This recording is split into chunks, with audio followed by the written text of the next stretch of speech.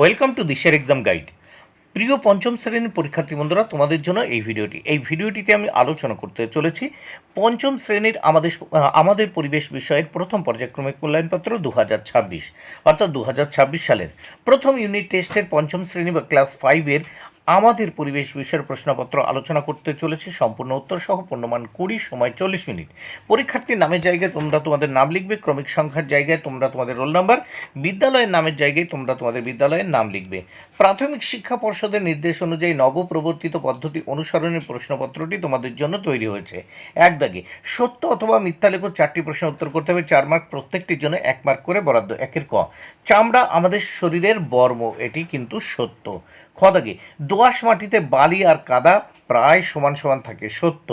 গ দাগে মাটির অনেক নিচের স্তরে বৃষ্টির জল খুব সহজে যাবে, এটি কিন্তু মিথ্যা। ঘ, যক্ষা বা টিবি রোগের জীবাণু খুব মারাত্মক নয়, এটিও মিথ্যা। নেক্সট আমরা দেখব 2 দাগে কি বলেছে, সঠিক উত্তরটির তলায় দাগ দাও। সঠিক উত্তরটির তলায় দাগ দাও। 4টি প্রশ্নের উত্তর করতে হবে, 2 মার্ক প্রত্যেকটি প্রশ্নের জন্য 1-এর অর্ধেক বা হাফ মার্ক করে বরাদ্দ। 2-এর ক, প্রথম পোষ মেরেছিল, উত্তর কুকুর। খ, একটি শিকারী মাছ হলো বোয়াল মাছ। গ, রোদ শরীরে মেলানিন তৈরি করতে সাহায্য করে, উত্তর রোদ। ঘ, অস্থি মজবুত করার জন্য ক্যালসিয়াম দরকার। নেক্সট 3 দাগে শূন্যস্থান পূরণ করো। 4টি শূন্যস্থান পূরণ করতে হবে, 4 মার্ক প্রত্যেকটি শূন্যস্থানের জন্য 1 মার্ক করে বরাদ্দ।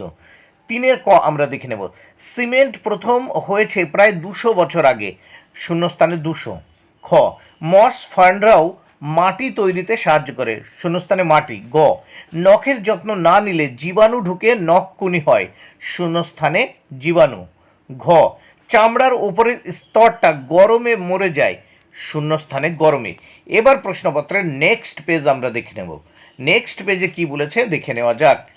4 দাগে বলেছে একটি বাক্যে প্রশ্নগুলির উত্তর লেখো। 4টি প্রশ্নের উত্তর করতে হবে, 4 মার্ক প্রত্যেকটি প্রশ্নের জন্য 1 মার্ক করে বরাদ্দ। 4-এর কম, কোন প্রাণীর গা ভর্তি শক্ত খাড়া খাড়া লোম, উত্তর সজারুর গা ভর্তি শক্ত খাড়া খাড়া লোম থাকে। খ, মাটি কয় প্রকার, উত্তর মাটি প্রধানত 3 প্রকার, মাটির কণার আকার ও উপাদানের উপর ভিত্তি করে এই ভাগ করা হয়। গ, হাড়ের জোড়কে কি বলে, উত্তর আমাদের শরীরে হাড়ের জোড়কে বা সংযোগ স্থলকে গাঁট বা সন্ধি বলা হয়। ঘ, একটি বন্য প্রাণীর নাম লেখো, উত্তর একটি পরিচিত বন্য প্রাণীর নাম হলো রয়্যাল বেঙ্গল টাইগার বা বাঘ। এবার 5 দাগে নিচের প্রশ্নগুলির উত্তর লেখো। 3টি প্রশ্নের উত্তর করতে হবে, 6 মার্ক প্রত্যেকটি প্রশ্নের জন্য কিন্তু 2 মার্ক করে বরাদ্দ। 5-এর ক, মেরুদণ্ডী প্রাণী কাকে বলে, একটি উদাহরণ দাও। উত্তর যেসব প্রাণীর পিঠের মাঝখান বরাবর কশেরুকাযুক্ত শক্ত হাড় বা মেরুদণ্ড থাকে এবং দেহের ভেতর কঙ্কাল থাকে তাদের মেরুদণ্ডী প্রাণী বলে। এরা উন্নত স্নায়ুতন্ত্র ও পেশিযুক্ত হয়। উদাহরণ মানুষ, বাঘ, মাছ, পাখি, সাপ, ব্যাঙ ইত্যাদি। একটি উদাহরণ দিলেই হবে।